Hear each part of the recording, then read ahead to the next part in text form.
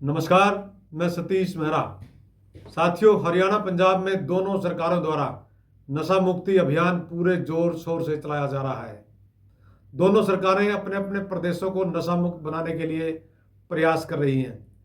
यहाँ तक कि इस अभियान में दोनों राज्यों के राज्यपाल भी सरकारों के साथ विशेष सहयोग कर रहे हैं। पड़ोसी राज्य यानी बड़े भाई पंजाब को उड़ता पंजाब कहा जाता था, लेकिन अब हरियाणा की रगों में भी नशा दौड़ रहा है। प्रदेश की जवानी नशे की गिरफ्त में है। नशे से पीड़ित 2024-25 के पंजीकृत मरीजों का आंकड़ा बहुत ही चिंता बढ़ाने वाला है।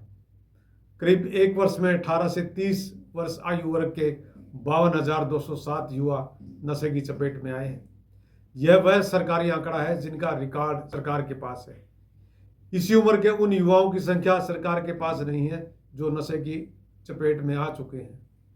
इतना ही नहीं, 30 वर्ष से अधिक उम्र के मरीजों की संख्या इससे अलग है और इससे कहीं ज्यादा भी है।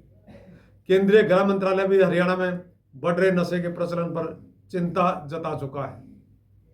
गृह मंत्रालय की रिपोर्ट में प्रदेश के 22 में से 13 जिलों को नशे की भारी चपेट में बताया जा चुका है। पूर्व की मनोहर सरकार की तरह ही अब नायब सरकार भी नशे के जाल को तोड़ने की भरपूर कोशिश में जुटी है। सरकार द्वारा साइक्लोथॉन करवाना, विभिन्न स्थानों पर सीसीटीवी कैमरे लगवाना, स्कूल स्तर पर नशा मुक्ति अभियान चलाया जाना व अन्य प्रकार की गतिविधियां शामिल हैं।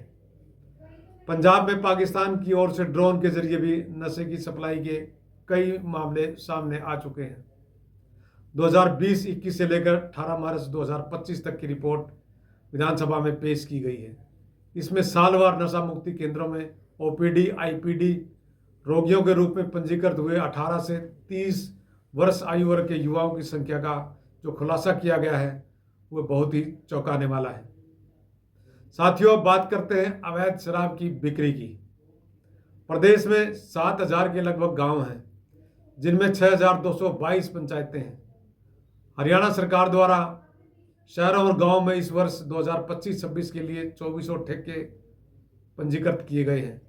इन शराब के ठेकों से वर्तमान चालू वित्त वर्ष में सरकार को 14,000 करोड़ रुपए राजस्व प्राप्त होने का अनुमान है, जबकि 2021-22 और 2020-21 में शराब से लगभग 8,000 करोड़ रुपए की आमदनी हुई थी। इस बार सरकार को लगभग दोगुनी आमदनी होने का अनुमान है।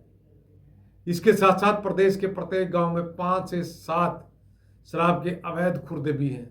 अवैध रूप से चल रहे इन शराब के खुर्दों में चिट्टा, स्मैक, भुक्की व अफीम का कारोबार भी धड़ल्ले से हो रहा है। प्रदेश में जितनी अधिक शराब की बिक्री होगी उतना ही राजस्व अधिक प्राप्त होगा। साथियों, इस सब के बावजूद सरकार को देखना होगा कि देश में अवैध शराब पर रोक लगे और अवैध रूप से शराब बेच रहे खुर्दों पर भी शिकंजा कसा जाए।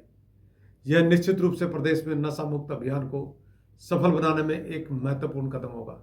सरकार इन खुर्दों पर शिकंजा नहीं कस पाती तो प्रदेश में नशा मुक्ति अभियान की सफलता मानना पूर्ण रूप से बेईमानी साबित होगा।